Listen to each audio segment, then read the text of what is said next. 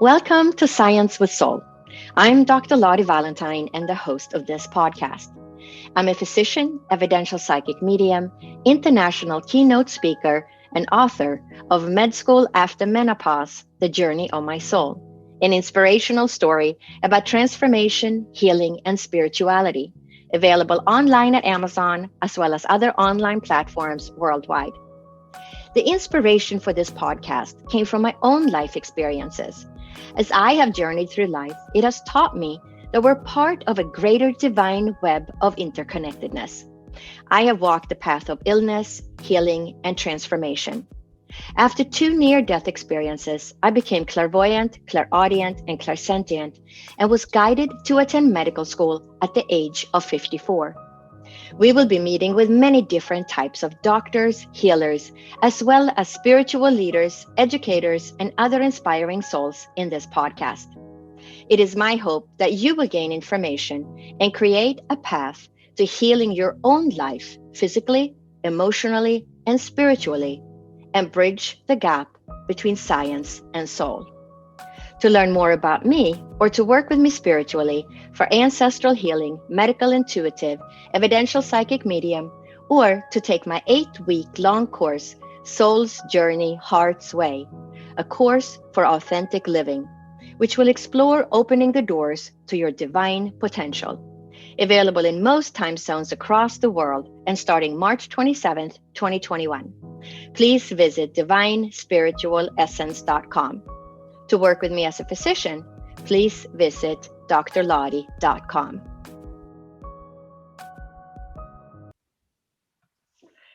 Welcome to Science with Soul. I am so excited to introduce Dr. Joe Tafur today.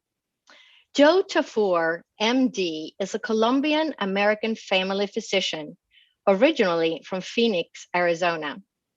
After completing his postdoctoral research at University California, San Diego, he lived and worked in the Peruvian Amazon at the traditional healing center Niue Rao Centro Espiritual for 6 years.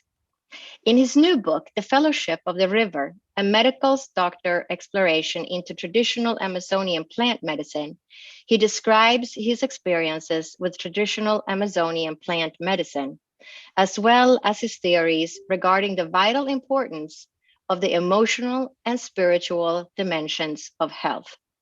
Dr. Tafur is also a founding board member of Modern Spirit, a nonprofit organization dedicated to demonstrating the value of spiritual healing in modern healthcare by illuminating the intersection between biology, emotion, and spirituality, with a current research focus on epigenetics. Dr. Tafur is also a founding board member of the spiritual community, the Church of the Eagle and the Condor. A warm welcome to you, Dr. Tafur. It's an honor to have you as a guest today. Thank you very much. Honored to be on the show. Thanks a lot for having me. I know you have a wealth of experience with regarding traditional plant medicine, but what led you from the beginning to go down to the Peruvian Amazon and study at the traditional healing center? Right. For me, it was really getting depressed in medical school, like struggling with medical school and the culture of kind of Western medical. I don't know, just the whole training program. And I found myself looking for help, and I ended up exploring with the peyote ceremony here in Arizona, where I'm from. And I had a big healing at the Peyote Way Church of God. It's a place where they offer peyote ceremony, and that really like opened my eyes to that kind of healing with plant spirit medicine. So I was very curious about that. I wanted to learn more about that. And then my family's from Colombia, South America, so I was aware of the ayahuasca. In Colombia it's called yahe. I knew that it was out there, and so I wanted to see what that was like.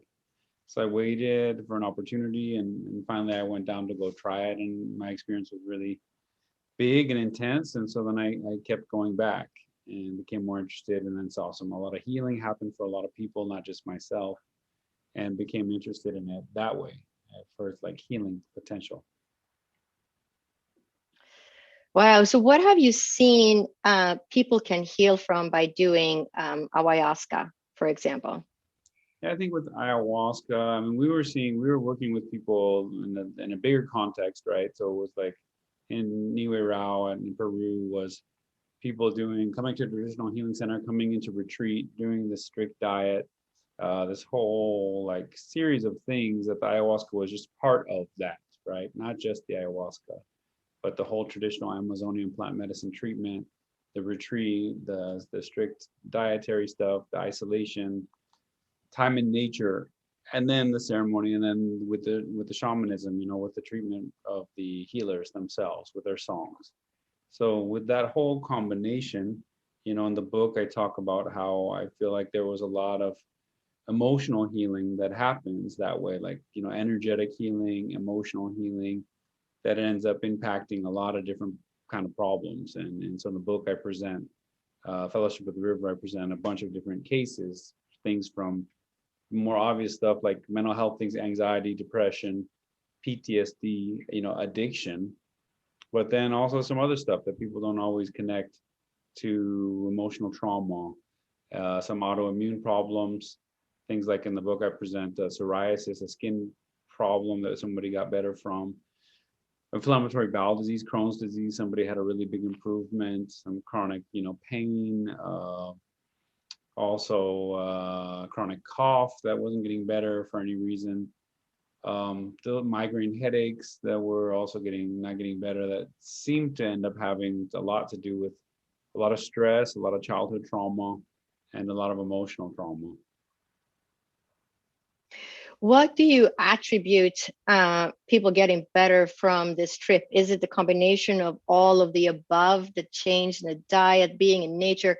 How much of the healing is the actual ayahuasca that they're drinking? I think it's all the above. So in a healing center like that, there's no requirement to drink the ayahuasca. So patients do come, clients come without drinking, just to go through receive the treatment from the plants and the songs, receive the healing song. So it's difficult to say, what is the big factor. I think for a lot of people, it is the ayahuasca is very impactful, but I think that's kind of a case by case thing. It's not for me really to say.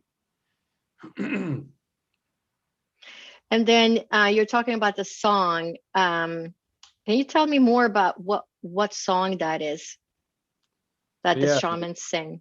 yeah. This is in that particular tradition. There's a documentary on Gaia TV and Vimeo right now about our center. Was I'm part of it, about the Shipibo Icaros, what we call Icaros, Shipibo Icaros. So that culture is called the Shipibo culture from a certain part of the Amazon in Peru. And the healing songs is a mystical healing song, like an energy healing type of song that's directed towards the person, towards the client, one-on-one in the ceremony, in the ayahuasca, guided by the plants. That's the idea, that it's guided by the plant energy, plant medicine, energy, plant spirits, that it's learned through these extensive diets where people are connecting with plant spirits. That's the goal. It's as strange as it sounds. That is what the tradition is, and that's why people go down there. And now there are thousands of people that come from all over the world to go and receive this healing from these songs, and with the plant medicine as well. So the songs is just something that the shamans learn, like by listening to the other shamans sing them, or not necessarily. They're mostly their own songs that are inspired by the diet and their connection with the plants. So it is possible to try to copy certain melodies, or even there are certain phrases and words you might share, but ultimately the song itself is the real Icaro is an improvised thing based on your experience and melodies and things that you have, but ultimately it should be responding to the moment. So that's the energy healing aspect, that you are actually singing what you see and singing what you're doing as you're doing it. It's not a prepared song. It sounds healing just listening to you talking about it. Do you what can you give us an example of what it sounds like? Not right now. And Okay. But it mm, sounds more like sounds more like a, chanting, yeah, like a chant in the traditional, Yeah, yeah, yeah, like a just to traditional give people an idea who are not familiar or paddle have on never heard of YouTube. it. Yeah, you could look it up Yeah. on YouTube, Shipibo Ikaros, and you hear how different they are, different people. Yeah. I know you were in a movie, The Song That Calls You Home. Yeah, Um, was that filmed at this particular healing center or? was part of it was filmed there, and the other part of it was filmed at another center called Aya Madre. Hmm.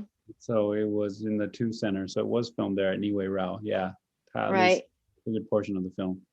right. And can you tell me a little bit what that movie is about and how people Yeah. can watch it if they want to see it? Yeah, it's on Gaia TV. It's also on Vimeo. You can rent it through Vimeo. And the movie is about really the journey of three people who are the filmmakers, uh, Louise, Sasha, and Vani. Three people going through their own exploration into the plant medicine and learning about the traditional Shipibo approach to healing. And then they tell their story as they go through the process. They describe the process of what it is, and then they talk about their own, process and what they got out of it and how it affected them. So it's called The Song That Calls You Home. It's a nice movie. It's about an hour. Hmm. So, have you seen it? Did you get a Yeah, chance? yeah, I've seen it. What did you think? I think it's great. I think it brings awareness of, there are all these other traditional healing methods working in Western medicine. What is it that, these traditional people have, like in the Amazon, and how they heal people? They have such a different approach. But when you were down there and you lived at the center for 6 years, what type of diseases do you see there? Do you see high blood pressure?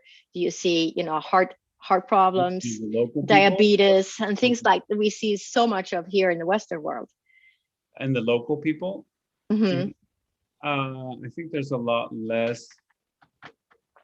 Well, there's just, I mean, the lifestyle here in the United States, it's kind of internationally famous for being a bit toxic, right? Like the food and all that stuff. Like they're not eating from factory food there, that it's not available to them. So there's that. So I think there's a lot less those kind of problems. There's some high blood pressure, there's diabetes, as there's more of that kind of food coming in, like the sodas and all that kind of stuff. But the local traditional people are, I mean, I don't think physically, I think people are, yeah, they appear to be much healthier. And then you have the influence of the nature and the fresh air, so there's this issue about I was listening to NPR, they were talking about air pollution, tracking air pollution and seeing how that is connected to Alzheimer's and Parkinson's, things that people haven't really connected so much. So there's just a lot less toxicity in the environment. So there's that. But then you also have this community that the people are living in, the social life that they have, where you do seem to see a lot less mental health problems. People aren't really anxious. People aren't really depressed. Not in general. They might drink when they have access to alcohol or stuff, and there are people that are, I mean, alcohol, those problems, I think you do see. But I think in general, the people are less stressed, they're very much so less Hmm. stressed. And they're kind of surprised to see how stressed people are that arrive there. Like they're trying to figure out what's wrong with them when you just tell them, well, that person just has a career in North America, and that's Sure. how a lot of people look like that have a career in North America. So yeah, I think that is kind of a big deal. It shows you that they there's more, there are other kind of problems, of course, that they have. There's a lot of infectious disease, maybe there's more accidents, there's more trouble. It's a lot of poverty, a lot of difficulty to deal with, a lot of, life issues. But on their mental health and their emotional well-being, they do seem more at ease in general. I would say that's true. That's Hmm. my observation. Right. Well, what do you think is the most significant difference between the way they heal people that get sick in the Amazon and the way we heal people here in the Western world, I think their approach? the most significant difference is that they, at least these particular healers, like the Shipibo, people that are working with ayahuasca, are really trying to address people's, spiritual concerns, their energetic concerns, their emotional concerns without any limit. In other words, they want to know, what does it feel like for you? How do you think about it? What do you think that means to you?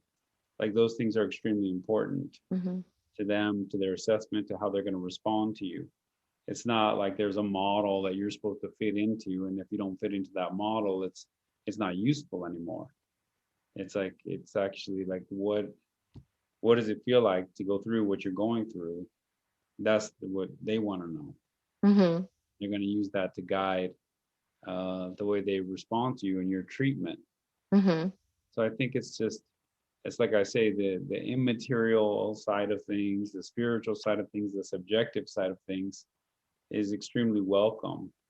There's no denial of things that maybe because we can't measure it, or I don't know, we don't know how to describe it. We don't know the mechanisms behind it sometimes, so people don't feel comfortable talking about that kind of stuff. Mm-hmm. Their doctor or whoever it is. But in this case, it's much more about, the reality of what it feels like, and building trust between people to understand, whether you can, like they say, is the patient a good historian, in Western medicine? Like, they don't give you, they give you good leads about what's wrong, or they don't, or they're clear about what's happened, or they're not. And just this idea of like, well, a big part of that is like building trust with the person so they can give you the most useful information that they have to offer you. So I think it's like really Mm-hmm. about, and then also the healer themselves is going to look into their own intuition to also guide how they're going to respond to that information. So I think it's just like I always say, it's just the spiritual and emotional dimensions of health and illness, of disease, and also healing techniques, that those things are there to kind of take a more full advantage of the gift of the human being, the gifts of the human being. Mm-hmm. Human beings are talented to, there's such a thing as a healer, somebody that's gifted as a healer, that can make people feel more comfortable, that can make it easier for people to go through things. And so taking advantage of those kind of gifts, not just the I don't know what's it's not based on just whatever can be measured and monetized. It's more about what it really feels like to be alive. So if somebody, for example, let's take a migraine headaches because it's so common, right? Somebody comes down there and has migraine headaches. Um, what would they do to treat that? Well, in the case presented in the book, it was a lady had severe migraine headaches, and she was treated like everybody else.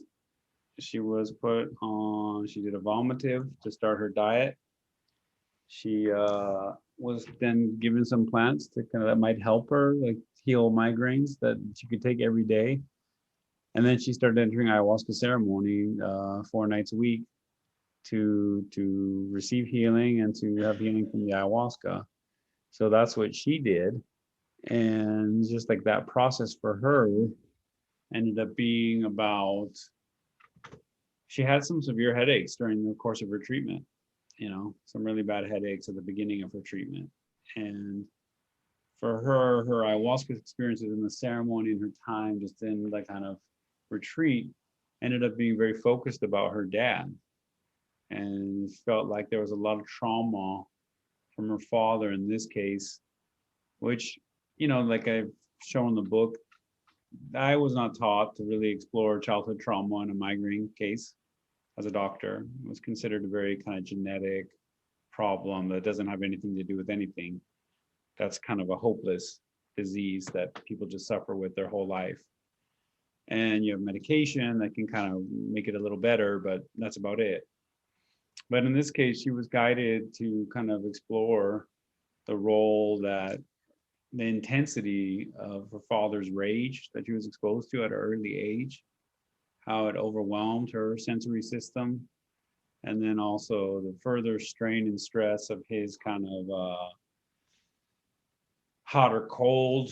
If he was raging, then it was very scary and terrifying. And if he wasn't, then he was very sweet and nice and kind of walking on eggshells around him, trying to see how he was going to respond. And so there was a lot of energetic release around that, and the energy of all that anger and rage and high voltage stuff that it was overwhelming to her as a child. And then there was a big process around being able to forgive her dad for being that way and letting go of that energy from a forgiveness kind of path, and accepting him the way he is, even if he doesn't ever change.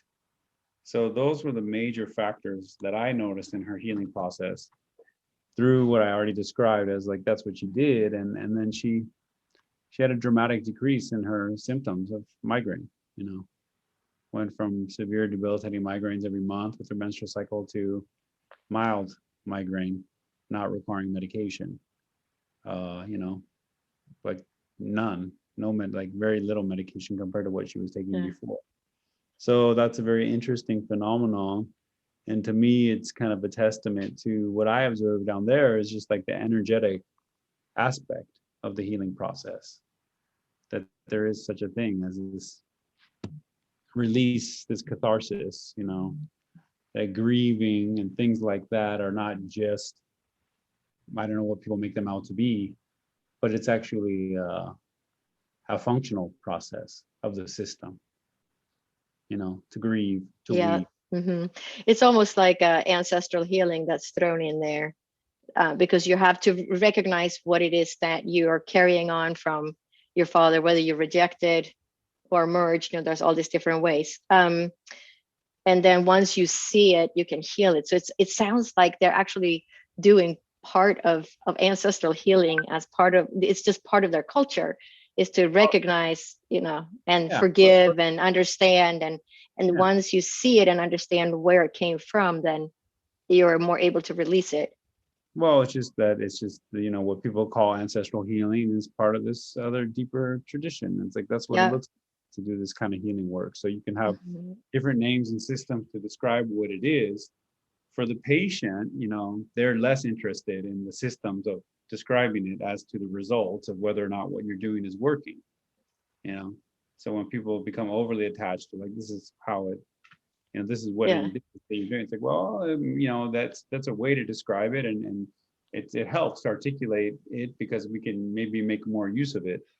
In her case, it is what you described. It is that process. So I think it's like these two things are illuminating a similar process that many people can take advantage of. So that's one of the things that I'm like, in my book, I'm interested in. It's like, okay, what's the role of spiritual healing in modern healthcare?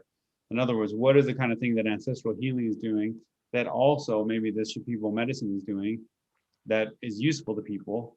How does that interact with them, their body, their being? And how can we let people know about that so that they don't need to drink ayahuasca? Maybe they could just find an ancestral healer, or vice versa, or whatever it is.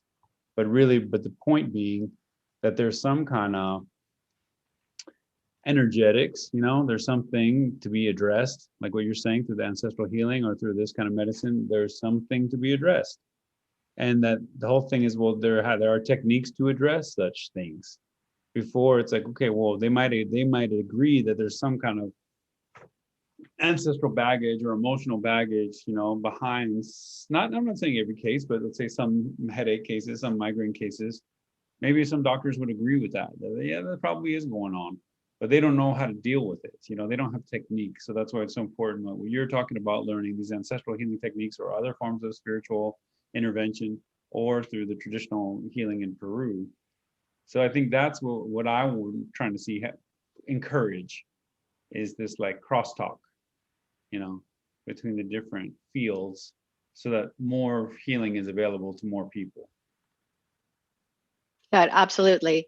What would you say Western medicine lacks thinking about having gone through med school, and I went through naturopathic medical school, and it's not that different in terms of what we learn and all the pharmaceutical drugs. And if you have this problem, you give this drug, right? So we're not really taught. And I only graduated 4 years ago, and I'm a naturopathic physician. So we're, more closer to that functional medicine or going to the root cause.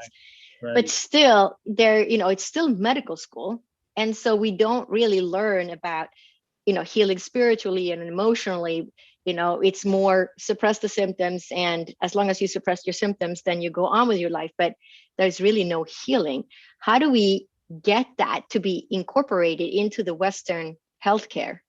Well, I think all of the techniques and traditions that are interested in address this spiritual emotional healing you're talking about, I don't know, the one that I think everyone that I'm familiar with, the healer has to go through the process. In other words, if you want to share that kind of process with somebody, you have to go through that process. So that's the traditional form of education. In the Shipibo style, and even in like therapeutic styles, like therapy, where they have to go through the therapy. I don't know how it is in some other traditions, but in our tradition, you have to go through the same process that you would go through for the healing is the same process you would go through your education. So in other words, whoever is serious about that and wants to be addressing that side of things, spiritual, emotional healing, they have to be supported to go through their own healing process. Like that's it. Mm-hmm. There's no real, way around that. Yeah. I know that you're also a founding board member of Modern Spirit. Can you talk a bit about that organization? Because that's, basically trying to bring in spirituality, right? But with the use of science. Yes. So tell us about that. So Modern Spirit is like hosting two things. It's a nonprofit. One of them is partnering with me with the online course. I have an online course based on my book, The Fellowship of the River, called The River Course, coming out in March, trying to promote it. It's an 8-week course. And so that's just like expanding on the ideas of the book and sharing everything we're talking about and just getting into it with a group of 25 people, 2 different nights, 25 people, to really doctors, healers, therapists, to share about all these ideas and like come up with all these questions that we're talking about right now with each other to figure out how we can impact, the larger healthcare community. So that's going on, the River Course. Then we also have a research project that we're funding. The research project is the Modern Spirit Epigenetics Project. So trying to look for the scientific evidence of this healing. In other words, if somebody has some kind of ancestral healing process that they go through, and you see a shift in their physical symptoms, let's say their migraine headaches go away, then, wouldn't there be some measurable evidence in their body of this shift? So we have reason to believe that the epigenetics is a part of the biology that seems to respond to trauma, that seems to respond to trauma healing. And so we think that would be a great place to look. So the MDMA assisted psychotherapy trial for PTSD, so that's this trial from MAPS. They're using MDMA, which previously known by some people as ecstasy, as a psychotherapeutic tool with psychotherapy in a 12-week intervention. And they're seeing this really transformational healing happen around PTSD. That the average person to enter the study has had PTSD for nearly 2 decades with treatment resistant, not getting better. Then after the end of the 12-week intervention, close to 70% of them no longer qualify for PTSD. So this is like legitimately what we call transformational healing. And so we're trying to capture. So we got saliva samples on those people. And we are going to be able to hopefully, the data is supposed to be shared today. And so that's what we're waiting to find out. In these people that got better, that had this big dramatic healing, can you show that there are certain epigenetic markers around certain genes that are known to be connected to stress, wear and tear? Can you show that this kind of deep healing process leads to that shift, that change? So to me, that's one of the interesting areas. The epigenetics seems like an area that responds to subtle energy.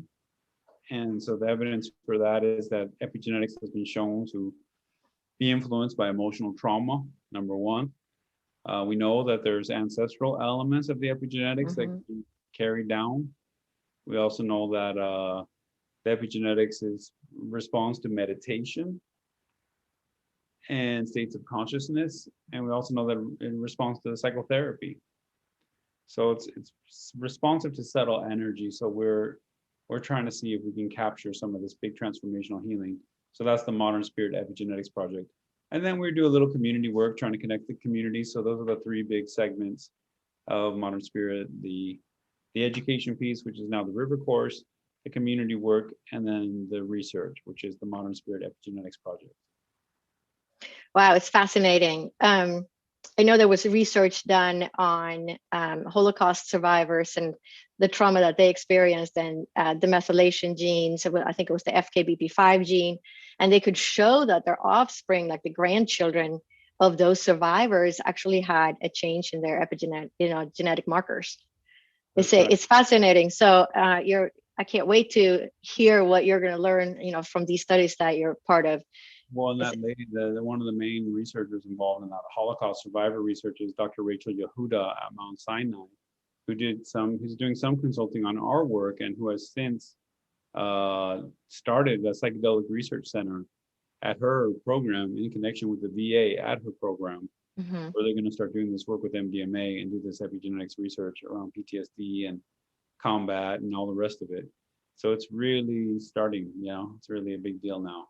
Yeah, I know, it's fascinating. I mean, hopefully medicine will look very different 10 or 20 years from now. Yeah. And, we'll be able to heal people versus just suppress symptoms that we tend to do today. So this river course that you're teaching, who is a candidate to take the river course? The river course, the candidates for the river course, we're shooting for healthcare providers. So that's like doctors, psychologists, therapists, because it's about integrating sacred plant medicine and psychedelic therapies. But it's also medicine people, as I call them, like healers, someone like yourself. It's like where you get these people with the dual, who have kind of some spiritual healing background, and then also have some Western or allopathic education. It's about the bridge work. We do get people that want to come just to learn the spiritual side, but then the class isn't necessarily only focused that way. They think they're going to learn like shamanism or healing songs, but that's not what I'm teaching in the class. To learn that, you learn the traditional way. You don't learn it online through the coursework. So the class is about bringing people together, sharing updates on the research and the ideas, having some guest speakers come, and then people sharing with each other to build this community about, what we're talking about, what your whole podcast is about. What's the change going to look like? So that's the assignment of the course, is how is what you learned in this class going to affect your practice, or your life? So that's the big question, So the idea is to impact healthcare providers. So it's geared towards them and a place for people to be able to share and talk and not just be a place where people are coming to. There's some people that are coming that we let in because of their healing journeys, but then we don't want people just going to, try to get therapized by the therapist. So we want these people to have a place to share with their colleagues.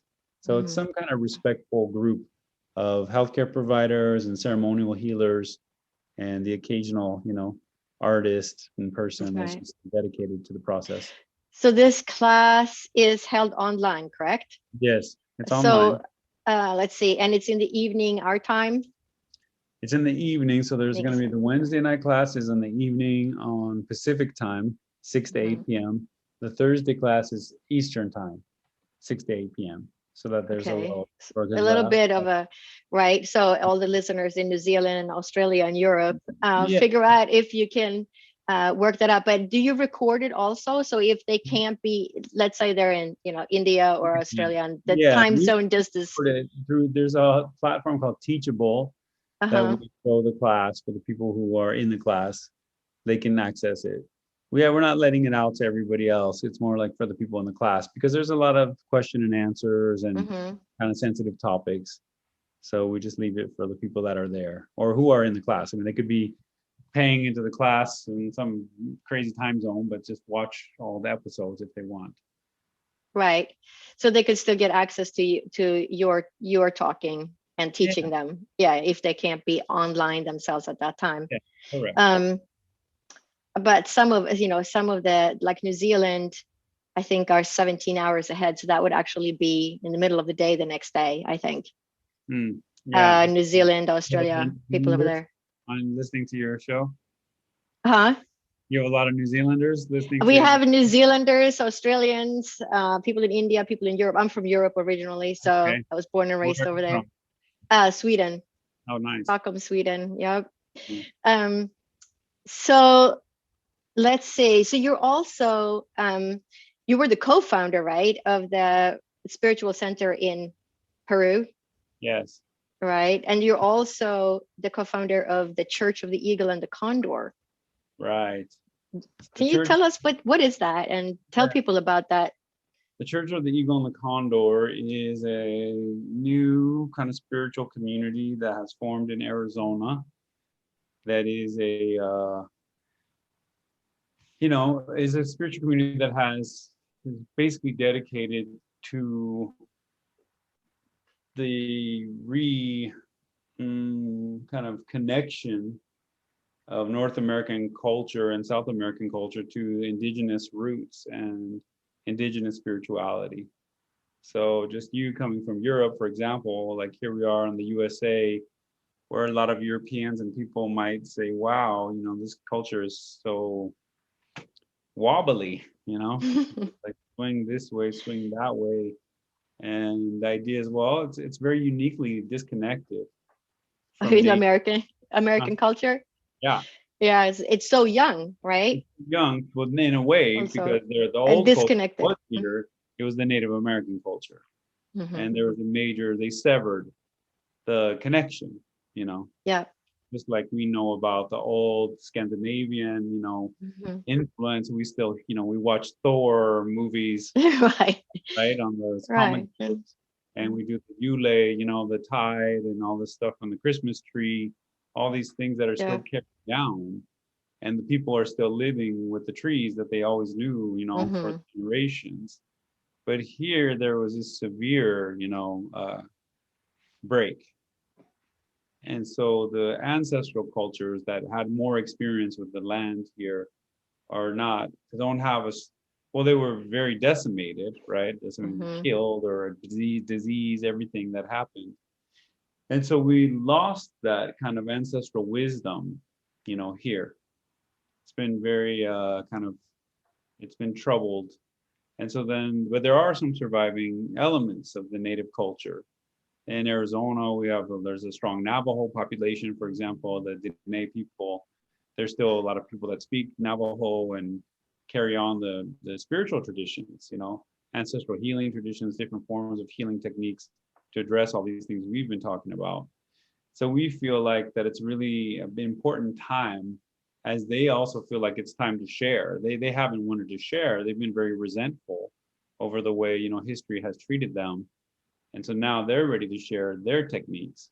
And so we are trying to reconnect the culture, as we say, to come back into the alignment with the prayers of the ancestors of this land, so that we are in alignment for the prayers of the future of this land, to come into alignment with the generations. So that's what we came together, but we came together around ayahuasca because it's kind of what built the community.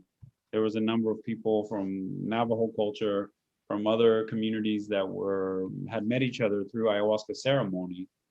And so then we wanted to see if we could find a way to protect that ayahuasca ceremony, because it's illegal by and large. There's a couple Brazilian churches that have a legal right to use ayahuasca, but they're the only ones. So we wanted to come up with a structure that would help promote what we want to promote, which is the larger message around Native American wisdom and all races, all people, spirituality here, but connected to the land as well. And, that where there is a tradition in Native American culture around using things like peyote and other plant medicines, that it's not considered that it's a sacrament, it's considered something sacred. And so to allow that, the right to use something in a sacred way to be kind of returned to the people. And so that's the Church of the Eagle and the Condor. So we are going through a process with the government to try to get legal status to use ayahuasca in ceremony here in North America. Wow, I hope you're successful, because it would be amazing, because it gives those patients that need that kind of healing, it gives them an opportunity to actually heal. Right. So important. It's because there is, like you're saying, a disconnect. People don't know who they are, where they came from. They've lost the connection with the earth and how they fit into the earth and the universe itself. And so you get this like lost population that are workaholics, and they'll go shopping because they'll think they're going to feel better, but then they feel worse, right? Because it's just materialistic, and that whole connection of where we came from is lost. They should go. Yeah. So how do people sign up for your river course? On the river course, they can go to modernspirit.org, and then they're going to see the river course as one of the options on the little thing, and then the registration is there. So just go online and you do fill out the fields, and then we contact you about if there's space, if we can let you into the class, and how to pay and all that stuff. Awesome. And then if somebody wanted to see you, if they live in the state of Arizona and they want to see you as a physician, how do they find you? They can contact my website, drjoetafur.com. And so then there's a contact, thing there. And it's also connected to the Ocotillo Center for Integrative Medicine, the clinic that I'm connected to. And so they can go through, but just through drjoetafur.com, they'll find it. They'll find a way to reach me. Awesome. Well, thank you so much for being a guest today, Joe, and sharing your knowledge with the listeners. It's been a real pleasure to listen to your wisdom. Thank you so much for having me. Thanks for doing your show, for what you're trying to do and what you're sharing with the world. I really appreciate it. Yeah, thank you so much. I hope you enjoyed listening to this episode of Dr. Lotte Science with Soul. Make sure you are subscribed so you will be notified of new episodes as they become available. To learn more about me or to work with me spiritually for ancestral healing, medical intuitive, evidential psychic medium, or to take my 8-week-long course, Soul's Journey, Heart's Way, a course for authentic living, which will explore opening the doors to your divine potential, available in most time zones across the world and starting March 27th, 2021. Please visit divinespiritualessence.com. To work with me as a physician, please visit drlotte.com. My book, Med School After Menopause, The Journey of My Soul, an inspirational story about transformation, healing, and spirituality, is available online at Amazon as well as other online platforms worldwide.